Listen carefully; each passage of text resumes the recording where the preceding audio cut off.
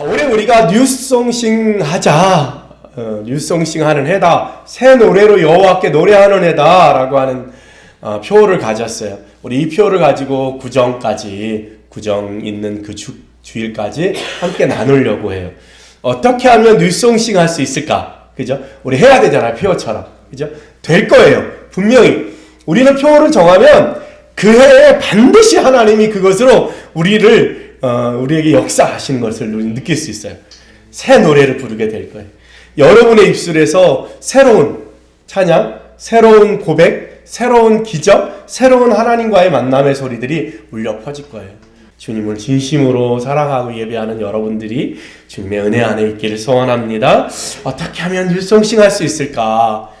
그래서 어떻게 하면, 어떤 마음으로, 어떤 생각으로 해야 뉴송싱이 될까? 우리 그것을 같이 나누려고 합니다. 오늘은 역대하 36장 맨 마지막 절.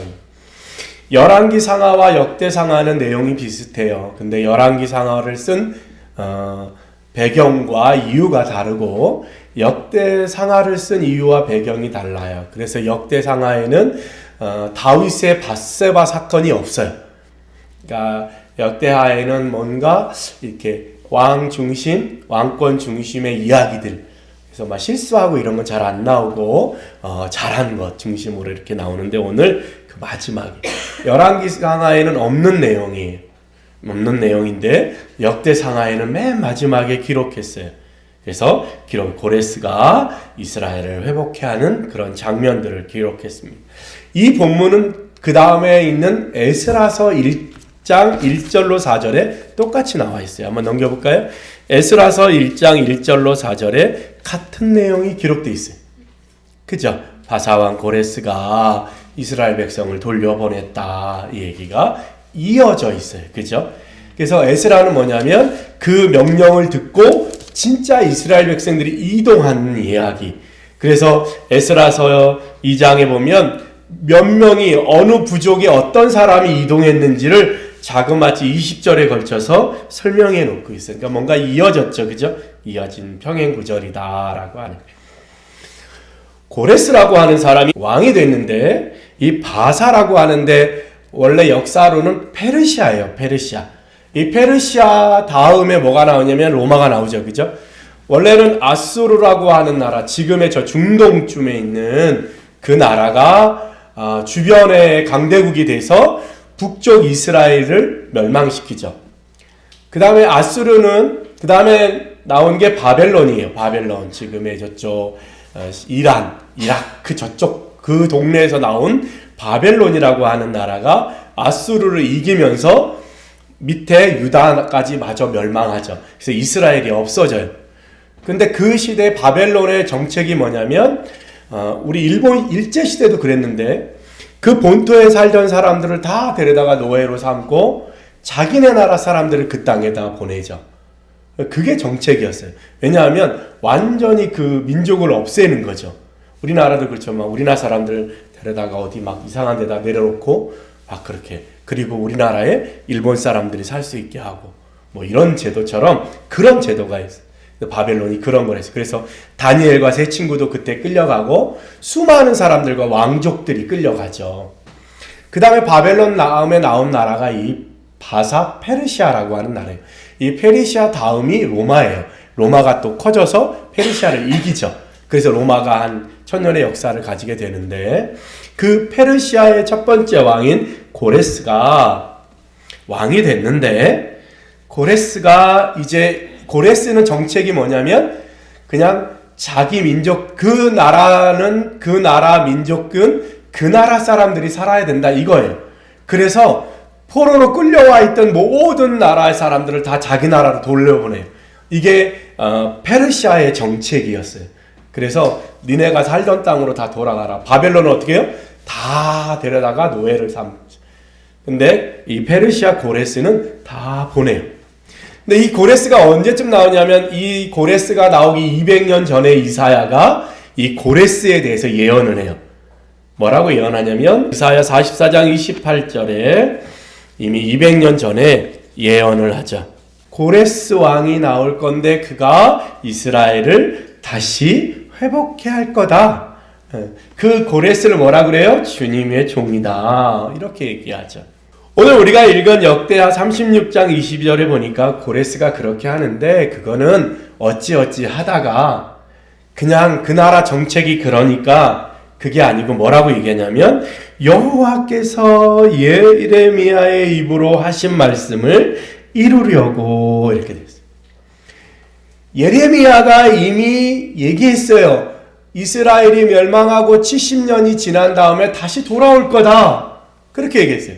그것을 하나님이 이루시려고 이제 일하기 시작했다는 거예요.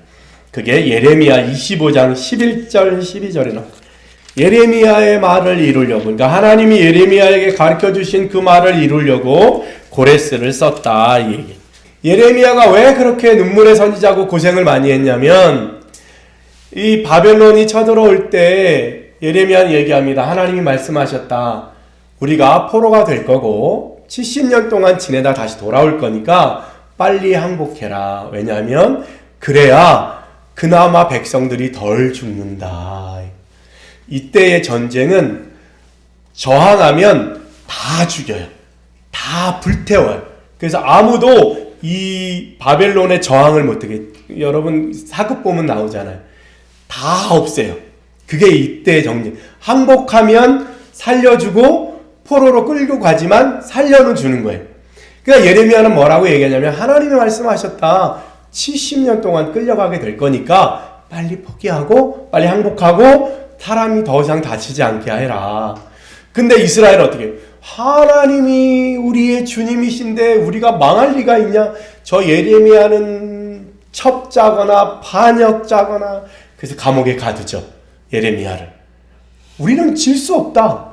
그리고 애굽에 가서 이집트에 가서 도움을 요청하죠. 가지고 완전히 망하죠. 이 예레미야의 말을 이루려고 하나님이 고레스를 사용하셨다. 고레스, 이방 나라의 왕을 사용했다는. 참 대단하죠. 고레스의 왕의 마음을 감동시키심에 이게 어떻게 가능했을까? 다른 나라 강대국의 하나님도 모르는 그 사람을 어떻게 하나님이 밤에 꿈에 나타났을까? 어떻게 가능했을까 봤더니 다니엘 1장 21절에 보니까 바벨론 시대에 끌려갔던 다니엘이 그 시대의 꿈을 해석하고 꽤 높은 자리에 올라가죠. 귀족 자녀였으니까.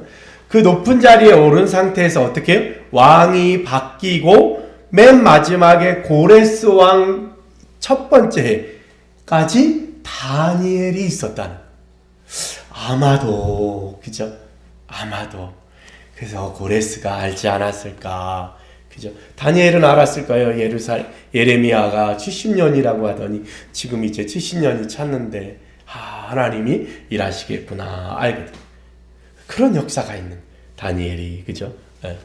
멋지죠? 그래서 이방 나라의 왕을 하나님의 마음을 감동시키셔서 일을 이루시는 놀라운 일들이 있죠. 왜 무슨 일을 이뤘냐면 니네 나라로 돌아가라. 그럴 뿐만 아니라 뭐라고 했냐면 23절에 유다 예루살렘의 성전을 건축하라 하셨다. 누가? 하나님이. 고레스 왕에게 하나님이 예루살렘 성을 건축해야 되니까 내 백성을 보내라. 이렇게 얘기했다는 거예요. 그래서 고레스 왕이 얘기합니다. 그의 백성된 자는 다 올라갈지어다. 이렇게. 백성된 자는 다 올라가라. 이렇게. 얼마나 기뻤겠어요. 70년 동안. 우리나라는 일제 35년만 해도 지금까지 치를 떠는데 여기는 70년 동안 남의 나라 땅에서 가서 우리나라 땅에 산 것도 아니고 남의 나라 땅에서 70년 동안 살았으니 그죠? 기쁜 소식이죠. 자, 봅시다. 이스라엘 백성들은요, 하나님이 자기 민족을 선택했음을 알았어요. 선민의식이죠. 하나님이 우리 민족을 선택했어. 하나님은 우리 민족의 하나님이요. 그래서 이스라엘의 하나님으로만 알았어요. 그래서 바벨론이 쳐들어올 때 우리 이스라엘의 하나님이 어떻게 질 수 있냐? 우리는 이긴다. 예레미야, 너는 첩자거나 반역자거나 그저 나라를 팔아먹는 사람, 이렇게 얘기했어요. 그런데 결과는 뭐예요? 나라가 망했어요. 오, 멘붕이에요. 천지를 지으신 하나님이 졌어. 우와, 이게 어떻게 가능해? 그리고 끌려가서요, 불쌍하게. 아, 우리 하나님이 힘이 없구나. 하나님이 도울 힘이 없으시구나. 바벨론의 신보다 더 약하구나. 그리고 끌려갔어요. 그래서 바벨론 땅에서 고생하며 살고 하나님께 기도하는 사람도 있었어요. 거기는 성전이 없으니까 자기들끼리 모여서 회당이라고 하는 걸 만들어서 성경을 같이 읽기 시작했어요.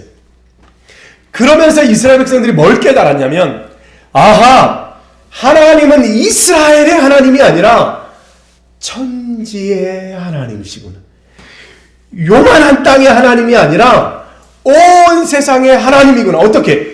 바벨론 땅에 갔더니 거기도 어떻게 해요? 하나님이 그 나라의 왕을 움직이시는 거예요. 놀랍죠? 그죠? 아, 어떻게 하나님이 이스라엘에만 있는 줄 알았더니, 아니, 하나님이 바벨론에도 있어. 아니, 바벨론을 지나 페르시아에도 하나님이 있어. 이게 어떻게 가능하지? 그래서 어떻게 해요? 지평이 넓어지는 경험을 했어요. 요만한 생각, 요만한 지식을 갖고 있던 이스라엘이 어떻게 해요? 지평이 아는 그 환경이 넓어지는. 아, 하나님은 이스라엘에만 갇혀 계신 하나님이 아니구나. 나를 어떻게 해주시는 하나님이 아니라 저 사람에게도 하나님이 되시는구나. 하나님이 내 생각에는 내가 이기고 제가 져야 되는데, 하나님은 저 사람도 사랑하셔서 저 사람도 도우시는구나. 그런데 그게 결국 뭐예요? 나를 도우시는 과정이구나. 알게 된 거예요. 이스라엘 백성들의 생각이 넓어진 거예요. 하나님이 코딱지만한 하나님이 아니라 천지의 하나님이시구나. 많이 비슷하죠. 야곱이 베델을 갈 때 베델에서 주님을 만나요. 도망가잖아요. 형이 죽일까 봐 도망가잖아요. 그래서 힘들고 어려워 따뜻한 집도 아니고 맛있는 밥도 아니라 돌베개를 베고 두루누워 자는 거예요. 차디찬 돌베개를. 근데 거기가 뭐예요? 하나님이 계신 곳이래. 야곱이 알았어요. 야, 여기도 하나님이 계시는구나. 여기 이스라엘 백성들이 깨달았어요. 하나님은 이스라엘의 코딱지만 하나님이 아니라 바벨론, 당시에 전 세계를 호령하는 그 바벨론, 페르시아에 거기도 하나님이 계시다. 하나님이 교회만 계신 줄 알았어요. 그래서 교회는 예수를 믿는데, 교회에 나오면 예수님을 찬양하는데 세상에는 하나님이 없는 것 같은 거예요. 내 직장에는 하나님이 없는 것 같은 거예요. 내 삶에는 하나님이 없어요. 현실의 삶에는 교회에만 있을 뿐이지. 하나님이 교회의 하나님, 교회에서만 일하시는 하나님이다. 그렇지 않다는 거예요. 하나님 어디? 믿지 않는 사람의 마음도. 내가 있는 그 직장 한가운데도 뭐요? 주님이 역사하시는 거예요. 고레스가 하나님을 제대로 알았든 못 알았든 중요하지 않아요. 이스라엘을 향하신 하나님의 계획은 그 이방 나라의 왕을 들어서도 역사하시더라는 거예요. 그거를 아는 거예요. 하나님은 교회에만 계셔? 아니요. 하나님은 교실에도 계시는 거예요. 하나님은 아무리 악한 자라도 망하는 걸 원하지 않으세요. 그래서 그를 도우세요. 교회에서만 활발한 하나님이 아니에요. 하나님은 여러분이 있는 그 직장, 그 반에 하나님은 살아계시다. 이스라엘 백성들은 그걸 알았어요. 그래서 그 다음부터 찬양이 어떻게 넓어졌겠지. 이스라엘만, 우리 집만, 내 돈만, 내 건강만. 그렇지 않아요. 내가 돈이 없으므로 누군가에게 풍요로움을 줄 수 있고, 예수님이 십자가를 지심으로 우리에게 구원이 주어졌죠. 내가 좀 공부를 못해서 제가 1등 할 수도 있는 거죠. 그죠? 답이 있어요. 답이 있어. 그치, 인생에도 답이 있지. 하나님이 내리신 답이 있지. 그 답을 내가 찾는 거잖아요. 딱 맞을 때 얼마나 행복해요. 내가 계산했는데 하나님하고 딱 맞았어. 얼마나 행복해요. 안 맞았어. 아, 뭔가 내가 잘못했구나. 답이 있는데 답을 못 맞춘 건 내가 잘못한 거잖아요. 그죠? 숫자는 정확하니까. 그죠? 네. 거기에 누가 있어요?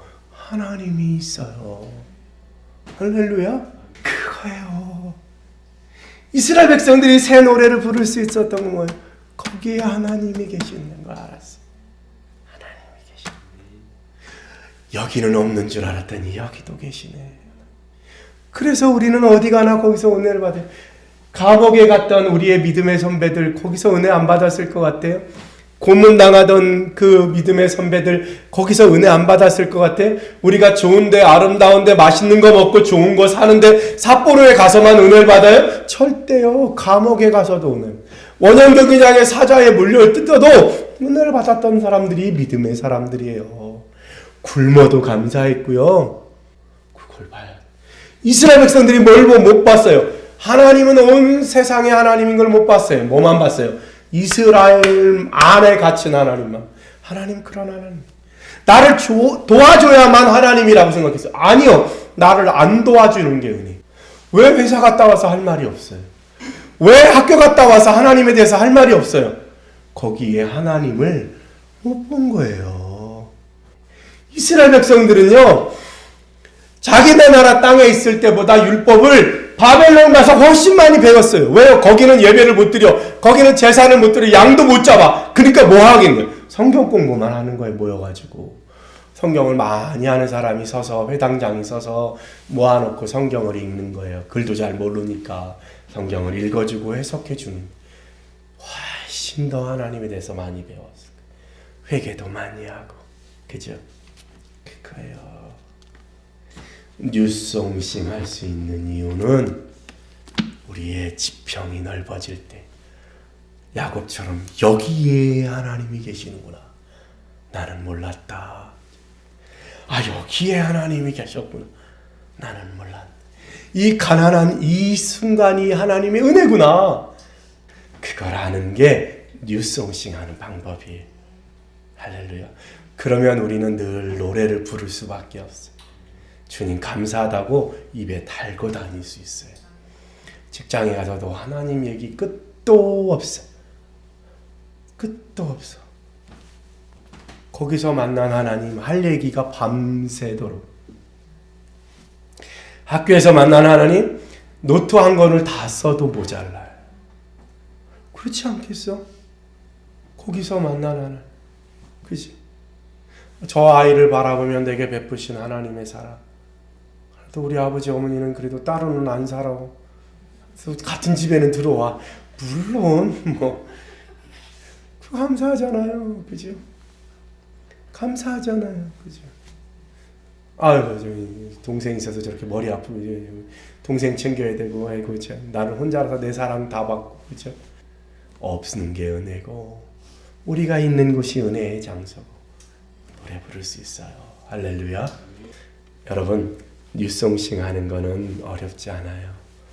내가 그 어느 곳에 있든지 거기서 하나님 바라보면 돼요. 생각의 지평을. 그래서 하나님이 고난을 주시는 거예요. 사람은 그냥 못 깨달아. 고난을 당해봐야 생각이 바뀌어. 고난도 그냥 조그만 고난은 안 돼. 지질이 쪽박에 박다까지 가야 이게 사람이 깨달아져. 그거야. 할렐루야. 기도합시다.